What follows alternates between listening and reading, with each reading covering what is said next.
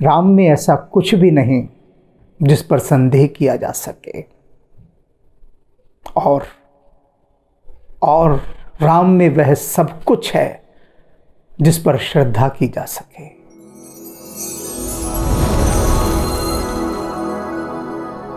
आप सभी के हृदय में विराजमान परमात्मा को मेरी राम राम। ये पूरी राम कथा, रामचरितमानस, भगवान शिव सुना रहे हैं भवानी को, पार्वती को, गिरिजा को। सुना चुके हैं काफ़ी कुछ। अब तो ये समापन की ओर यात्रा कर रही है। और जब इतनी लंबी राम कथा सुना दी भगवान शिव ने, तो वे क्या कहते हैं भवानी से? ये बात बहुत गहरी है, समझने वाली है और हृदय में उतारने वाली है। क्यों? क्योंकि भगवान शिव कह रहे हैं भवानी से। बहुत गहरा संवाद है ये, बहुत ही गहरा, और इतना गहरा कि इसकी गहराई का कोई अंत नहीं, कोई था नहीं।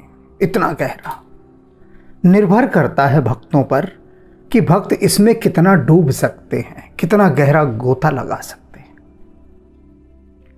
गिरिजा सुनुहु बिसद यह कथा। भगवान शिव सबसे पहले क्या कहते हैं कि हे गिरिजे, सुनो ये सारी उज्जवल कथा जो मैंने तुम्हें सुनाई है। इस बात के लिए सुनो, जरा कुछ कहना चाहता हूं मैं। ये जो कथा सुनी है उसकी विशेषता क्या है? उज्जवल है। उज्जवल शब्द का कोई विलोम शब्द नहीं है। ये अपने आप में पूर्ण शब्द है। अनेक शब्द ऐसे हैं जिनका कोई विलोम शब्द नहीं है, जैसे आनंद, निहाल, ऐसे ही उज्जवल। इसका कोई विलोम शब्द नहीं। तो राम कथा कैसी है? ये उज्जवल है, निर्मल है, कोई मल नहीं इसमें। और मैं सब कही मोर मति जथा। और गिरिजा सुनो एक बात, ये जितनी भी राम कथा मैंने तुमसे कही ना, यह मत समझ लेना बिल्कुल भी कि ये अंतिम है, कि इससे आगे कोई राम कथा कही ही नहीं जा सकती। भगवान शिव कह रहे हैं, ध्यान देना इस बात को। क्या कह रहे हैं? कि मैंने अपनी बुद्धि के अनुसार इस कथा को कहा है। गिरिजे एक बात सुनो, पहली कहते हो सुनो गिरिजे, मैं सब कही मोर मति जथा। जितनी मेरी बुद्धि है, जितनी राम जी ने मुझे बुद्धि दी है, मैं उस बुद्धि के अनुसार ये राम कथा तुमसे कह पाया हूं। समझ रहे हैं इस बात का अर्थ? समझ रहे हैं? नहीं समझ रहे? नहीं समझ सकते। हम कहते हैं हमें सारी राम कथा पता है। अरे एक एक चीज पता है राम कथा के। अनेक ऐसे दावा करने वाले लोग मैंने देखे हैं, कहते हैं कहीं से कुछ भी पूछ लो, हमें राम कथा का सब मालूम है। जो हमें राम कथा मालूम है किसी को मालूम नहीं। और इधर भगवान शिव कह रहे हैं अति विनम्र होकर कि गिरिजे सुनो, ये जितनी उज्जवल कथा मैंने तुमसे कही है ना, ये अपनी इस सीमित बुद्धि से कही है। कहने का अभिप्राय उनका यह है कि मेरी तो बहुत छोटी सी बुद्धि है पार्वती। ये भगवान शिव अपने लिए कह रहे हैं। हम तो कभी नहीं कह सकते कि हमारी छोटी बुद्धि है या हमने अपनी बुद्धि के अनुसार कही। हम तो ये कहते हैं जो हमने कहा वो बिल्कुल ठीक कहा। अपनी बुद्धि का शब्द हम क्यों ऐसा इस्तेमाल करें? इसका मतलब हम अपना कद छोटा खुद कर रहे हैं। लेकिन भगवान शिव कह रहे हैं कि जो भी मेरी बुद्धि है, जथामति जैसी भी है, अब उसी के अनुसार मैंने राम कथा कही। रामचरित सत कोटि अपारा। फिर देखो, अब भगवान शिव बोलते बोलते थोड़े गड़बड़ा गए। क्या कहते हैं कि जो राम कथा है ना, राम का चरित 7 कोटि 100 करोड़ की संख्या वाला है। फिर अचानक उनको लगता है कि 100 करोड़ मैंने कह दिया, बहुत कम बोला। फिर वो कहते हैं 100 कोटि अपारा। अब 100 करोड़ कितना होता है सुन लीजिए। फिर वो कहते हैं नहीं, 100 कोटि अपारा, ये अपार है। जैसे कि 100 कोटि कह दिया जाए, इतना अपार है राम का चरित। श्रुति शारदा ने बरने पारा। वेद और शारदा माँ सरस्वती, वो भी राम के चरित्र का पार नहीं पा सकते और इनका वर्णन नहीं कर सकते। मतलब माँ सरस्वती वो ना कर सके किसी का वर्णन, ऐसा कैसे हो सकता है? तो वाक देवी हैं, ज्ञान की देवी हैं, विद्या की देवी हैं, सर्वज्ञ हैं, सब कुछ जानती हैं, वे कैसे नहीं वर्णन कर सकती? लेकिन भगवान शिव कह रहे हैं कि नहीं, यदि शारदा भी चाहें कि राम का वर्णन कर सके, उनके चरित्र का, उनके गुणों का, या वेद चाहें, वे भी नहीं कर सकते। अब इससे थोड़ा बहुत समझ लेना चाहिए कि हम लोग कहते हैं कि हमने राम के चरित्र को सारा जान लिया, और इधर भगवान शिव ये घोषणा कर रहे हैं कि मैं अपनी बुद्धि के अनुसार, कहने का अभिप्राय है कि जो भी छोटी मोटी बुद्धि है मेरी, जैसी भी है, अब जथा बुद्धि जैसी भी है, वे कह रहे हैं, उसका अभिप्राय ये है, बड़े शालीन ढंग से कह रहे हैं कि मेरी जो भी बुद्धि है उसके अनुसार हे पार्वती, मैंने तुमको राम कथा कही, और एक बात जान लो कि ये अपार है। सरस्वती और वेद वे भी इनका पार नहीं पा सकते, इनका गुणगान नहीं कर सकते। राम अनंत, अनंत गुणानी। राम क्या है? अनंत हैं, अनंत गुणानी, और उनके गुण भी अनंत हैं। अब अनंत को सीमित कैसे जान पाएगा? हम सब क्या हैं? सीमित। एक बहुत छोटी सी क्षमता है हमारी, देखने की, सुनने की, समझने की, जानने की, बहुत छोटी क्षमता। और उस छोटी क्षमता से हम अनंत की बाबत घोषणाएं करते हैं कि हम उसे जानते हैं, उस विराट को हमने जान लिया है, और उसको हम व्यक्त भी कर सकते हैं, कह भी सकते हैं। ऐसी घोषणाएं हम करते हैं। इधर भगवान शिव कह रहे हैं कि राम अनंत है और उनके अनंत ही गुण हैं, तो अनंत को सीमित कैसे जान पाएगा? जन्म कर्म अनंत नामामि। राम के अनंत जन्म हैं, जन्म कर्म अनंत नामानि। अनंत उनके कर्म है और अनंत ही उनके नाम है।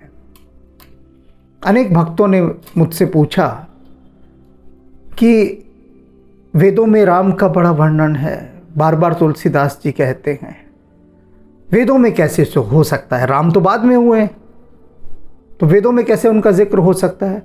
और हर काल में, हर युग में राम की महिमा है, ये बार बार तुलसीदास जी कह रहे हैं। तो ये क्या कह रहे हैं तुलसीदास जी? राम तो अपने युग में हुए ना, और तुलसीदास जी कह रहे हैं वे हर युग में हैं। ऐसा कैसे संभव है? तो इधर शिव ने कहा ना, ऐसे संभव है। ये जो हमारी बुद्धि है ना, सीमित देखने वाली, वो सिर्फ एकांगी देखती है। एकांगी माने वन डायमेंशनल। और एक ऐसा डायमेंशन होता है कि जिसके अनंत डायमेंशन होते हैं। वो कैसे देख पाएगी? देख ही नहीं सकती, संभव ही नहीं है। और इधर भगवान शिव ने स्पष्ट रूप से कह दिया कि जितने भी अनंत जन्म हैं, कर्म हैं, नाम हैं, जितने भी नाम आज तक हुए, वे सब राम के ही तो हैं। राम इतने अनंत हैं, इतने अनंत। जल सीकर मही रजगन जाहीं। शिव कहते हैं कि एक बात और, कि जल सीकर मही, सीकर माने बूंदें। राजस्थान का एक क्षेत्र है ना, शहर सीकर, सीकर कहते हैं बूंद को। तो भगवान शिव कह रहे हैं जल सीकर, जल की बूंदे, मही माने धरती पर, जितनी भी धरती पर जल की बूंदें हैं और जितने भी रज कण, धूल के कण हैं, शिव कहते हैं उन सबको गिना जा सकता है, सब संभव है। अब जल कितना है धरती पर, कितनी उसकी बूंदें बनेंगी, किंतु भगवान शिव कह रहे हैं बनती रहे कितनी भी बूंदें, सब गिनी जा सकती हैं। धूल के कण कितने महीन और बारीक कण होते हैं, शिव कहते हैं कोई चिंता नहीं, सब गिने जा सकते हैं, लेकिन राम के गुण नहीं गिने जा सकते। रघुपति चरित्र न बरने से राहे। और रघुपति का जो चरित्र है ना, कितना भी वर्णन करते रहो, कितना भी, फिर भी वो सिराहते नहीं, समाप्त नहीं होते, उनसे तृप्ति नहीं हो सकती, कभी नहीं समाप्त होने वाले हैं, वे चुकेंगे ही नहीं। जीवात्माएं चुक जाएंगी, लेकिन ये परमात्मा नहीं चुकने वाला। गिनते रहो कितने भी गुण, तृप्ति नहीं होगी, अनंत है, कहाँ तक गिनिएगा। जबकि जल की बूंदें गिन सकते हैं, आप धूल के कणों को गिन सकते हैं। विमल कथा हरि पद दायिनी, ये कैसी विमल कथा है जिसमें कोई मन नहीं, कोई किसी भी प्रकार का कोई दोष नहीं। राम कथा में कैसी है ये विमल कथा हरि पद दायिनी, ये परमात्मा के पद को देने वाली है। वह परमात्मा का पद जिसे पाने के लिए हम सभी लालायित रहते हैं, अभिप्सित रहते हैं, गहरी प्यास से भरे होते हैं कि बस हमें परम पद की प्राप्ति हो जाए। तो वह जो हरि पद है उसको देने वाली ये विमल राम कथा है। भक्ति होई सुनी अन पायने, और इसके क्या होता है, इसके सुनने से अनेक भक्त कहते हैं कि क्या होता है सुनने से इसके। अभी आज ही 2 भक्तों के संदेश मेरे पास आए, वॉइस मैसेज उन्होंने भेजे। बड़ी बुरी तरह से हनुमान जी और भगवान राम की क्लास ले रहे हैं, वो खूब लताड़ रहे हैं इनको। कहते ये सब व्यर्थ है, सब बकवास है, ये राम श्याम, ये हनुमान फनुमान सब बेकार है, ये किसी काम नहीं आते, मेरा कोई काम नहीं किया इन्होंने, कुछ नहीं किया। बड़े मैंने इनके आगे सर पटके न जाने कितनी हनुमान चालीसाएँ पढ़ी, कितने राम स्तोत्र पढ़े, कितना कुछ किया, लेकिन कुछ नहीं होता, भगवान है ही नहीं। मेरा तो इन पर से भरोसा ही उठ गया है। बड़े आक्रोश वाले वॉइस मैसेज, बड़े भड़कते हुए, भड़ास निकालते हुए दिल की, लपेट के रख दिया राम और हनुमान को, भगवान कृष्ण को, सभी को। जो रास्ते में आए सबको लपेट दिया उन्होंने, सभी को, कि ये निकम्मे, किसी काम के नहीं।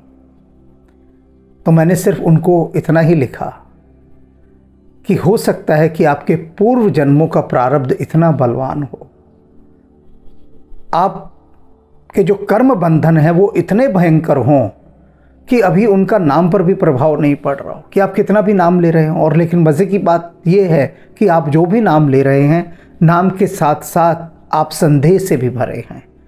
तो नाम प्रभावी कैसे होगा, कैसे होगा। अब जिन 2 वॉइस मैसेज का मैंने जिक्र किया, ऐसे न जाने कितने वॉइस मैसेज आते हैं कि वो कहते हैं हमारा भगवान पर से भरोसा उठ गया, भगवान है ये नहीं है। तो अब क्या कह रहे हैं शिव कि ये राम कथा, विमल राम कथा कैसी है, भक्ति होई सुन अन पायनी। अगर इसको प्रेम से और भाव से सुना जाए तो ये अनपायनी भक्ति प्रदान करती है, यानी अविचल भक्ति। विचलित नहीं होता मन। अभी जैसे जिन वॉइस मैसेज का मैं जिक्र कर रहा हूं, भगवान को इतना कोस रहे हैं, इतना अधिक उनके ऊपर अपना अविश्वास व्यक्त कर रहे हैं, तो भगवान शिव कह रहे हैं कि ना, ये कोई भक्ति थोड़ी ना है। विमल राम कथा यदि आप श्रवण करते हैं तो वह आपको अविचलित भक्ति प्रदान करती है, जिसमें आप कभी विचलित नहीं होते। आपके मुख से कभी ये शब्द ही नहीं निकलता कि भगवान तो है ही नहीं, अन्यथा हम पर इतना अत्याचार ना होता, अन्यथा हम पर इतने कष्ट ना आते। ये बात तो आपके मुख से निकल ही नहीं सकती। तो कैसी भक्ति प्रदान करती है राम कथा? अविचल भक्ति, जिसमें आप विचलित नहीं होते। ये भगवान शिव कह रहे हैं, समझा रहे हैं, बता रहे हैं पार्वती को। वास्तव में तो ये हमारे लिए कही गई बातें हैं। इसीलिए मैंने बात के आरंभ में कह दिया था कि बहुत डूंगी ये बातचीत है अभी शिव और भवानी की, बहुत गहरी। अब निर्भर करता है कि आप कितना गोता मार सकते हैं गहरा, सब आप पर निर्भर है। जो जितना गहरा गोता मारेगा उतने अधिक मणि माणिक्य वह पाएगा, और जो किनारे पर ही छप छप करता रह जाएगा, बस यूं ही हाथ पैर भिगा कर बाहर आ जाएगा और कुछ नहीं, और कहेगा कुछ नहीं मिला यहाँ पर। उमा कई हूँ सब कथा सुहाई, कहती है भगवान शिव की सुनो उमा, मैंने तुम्हें वह सारी सुहावनी कथा, मन भावन कथा सुना दी है जो भूषंडी खगपति ही सुनाई, जो काक भूषंडी जी ने गरुड़ जी को सुनाई थी। वो सारी मैंने तुमको सुहावनी कथा ये कहकर सुना दी है, सुंदर कथा। कछुक राम गुण कई हूँ बखानी, कह रहे हैं कि मैंने कछुक कुछ राम गुण, राम के गुण कई हूँ बखाने, राम के मैंने बस कुछ गुणों को ही बखाना है यहाँ पर, कुछ, सारे नहीं। शिव ये नहीं कह रहे कि मैंने राम के सारे गुण यहाँ पर कह दिए हैं। अब ऐसा कोई गुण नहीं बचा जो राम का अनकहा रह गया हो। शिव कह रहे हैं सब कुछ अनकहा रह गया है राम का, सब कुछ, मैंने तो कुछ गुण यहाँ पर बखाने हैं। अब का कहो सो कहूँ हूँ भवानी, कहते हैं हे भवानी अब तुम ही बताओ ना, मैं और इससे अधिक क्या कहूँ, मेरे पास कुछ कहने को है ही नहीं। थोड़े बहुत मेरी झोली में कुछ राम के गुण रखे थे, बस उन गुणों को ही मैंने बखान कर तुमसे कह दिया, क्योंकि वो देख रहे हैं कि भवानी निरंतर शिव की ओर देख रही हैं कि राम के विषय में शिव कुछ और कहेंगे। भगवान शिव ने हाथ जोड़ दिए और हाथ खड़े भी कर दिए। कहते हैं भवानी अब का कहो सो कहूँ हूँ भवानी, अब बताओ तुम मैं क्या कहूँ, और तुम मेरी ओर देखती जा रही हो, मेरे पास कुछ है ही नहीं कहने को। इतने अनंत गुण हैं राम के, तो जो थे सब कह डाले। सुन शुभ कथा उमा हर्षानी, ये सारी बात सुनकर भगवान शिव की उमा बहुत हर्षित हुई, बहुत प्रसन्न हो गई। स्वाभाविक है, होना ही था।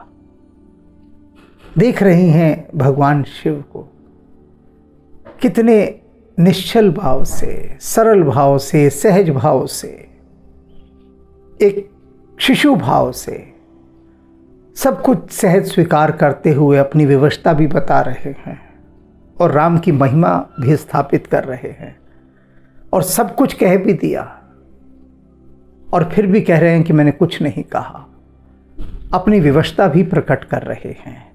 तो यह सब सुनकर भवानी बहुत प्रसन्न हो गई, बोली अति विनीत मृदुबानी। और अब ये भगवान शिव से बोलती हैं अति विनीत, बहुत ही विनम्र होकर, और मृदुबानी, बहुत ही मधुर वाणी में। सारी बात उन्होंने सुन ली भगवान शिव की, हमने भी सुन ली है। हमने यानी आप में, आप भी इसी में सम्मिलित हैं।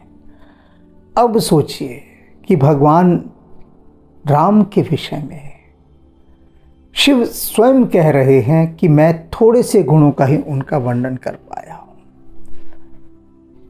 और राम के विषय में हम न जाने कितनी कितनी बातें ऐसी कह देते हैं बिना सोचे समझे, बिना जाने, बिना पूछे, जो राम के प्रति संदेह को हमारे व्यक्त करते हैं कि हम कितने संदेह से भरे हैं राम के प्रति। लेकिन यह नहीं देखते कि भगवान शिव क्या कह रहे हैं कि जितनी मेरी बुद्धि है, यथा बुद्धि यथा मति, मैं थोड़े बहुत राम के गुणों का वर्णन कर पाया हूँ। वे स्पष्ट कह रहे हैं कि वेद नहीं पार पा सकते राम का, माँ शारदा नहीं पार पा सकती, वे वर्णन नहीं कर सकती। तो जब वे सब नहीं कर सकते तो हम सब क्या उनसे बड़े हो गए? हम शिव से भी बड़े हैं, वेद से भी बड़े हैं, माँ शारदा से भी बड़े हैं, जो हम राम के न्यायाधीश बन जाते हैं, राम का मूल्यांकन करते हैं, राम का विश्लेषण करते हैं, संश्लेषण करते हैं और बताते हैं, कहते हैं कि राम ने यहाँ यह गलत किया, वहाँ यह गलत किया, राम को ऐसा नहीं करना चाहिए था, राम को ऐसा करना चाहिए था। मतलब हम इन सब से अपने को बड़ा कर लेते हैं और यहीं पर हमारी भक्ति खंडित हो जाती है। सारी कमाई एक बालू के भवन के समान भरभरा कर नीचे गिर जाती है, ढह जाती है। बस ये कहते हैं कि राम ने यहाँ यह ठीक नहीं किया। राम में ऐसा कुछ भी नहीं जिस पर संदेह किया जा सके, और राम में वह सब कुछ है जिस पर श्रद्धा की जा सके। राम राम।